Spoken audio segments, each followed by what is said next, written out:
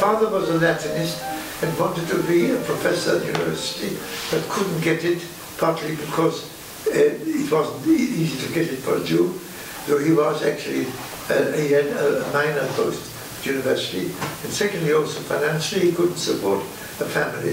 So instead of which he went into business because he had a rich relation who was in insurance and banking, and so he made himself quite a name for himself in business.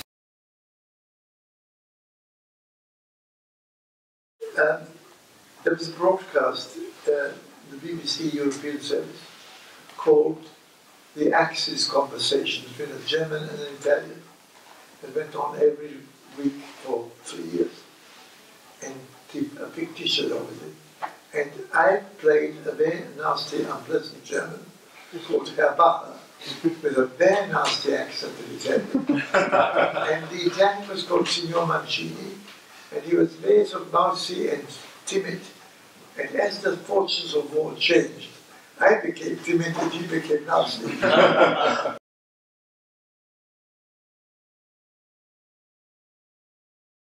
worked in the monitoring service, and then where I then invented for myself bigger and bigger jobs, and I ended up in London as commentator and diplomatic correspondent with the Allied government in exile. And this is really how I ever got to meet all these people to make me want to be a publisher.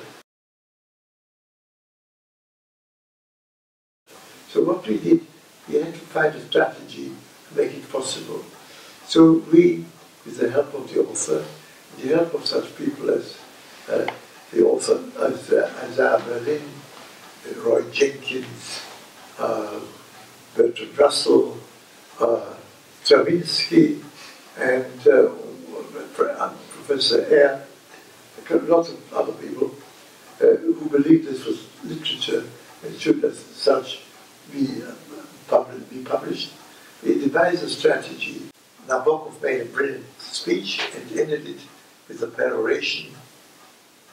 Who in this room has not heard or indeed read the works of Tolstoy, Pushkin, Lermontov, Chekhov, and Kermel, certain people like Dostoevsky, he hated, you see. Lermontov, Pushkin, Chekhov, but who in this room has heard the single name of a prefect of the Petersburg police? And there was a tremendous ovation. And next day there was a party, the Ritz, in which we said we are publishing this book because we have 7 copies with the Minute government.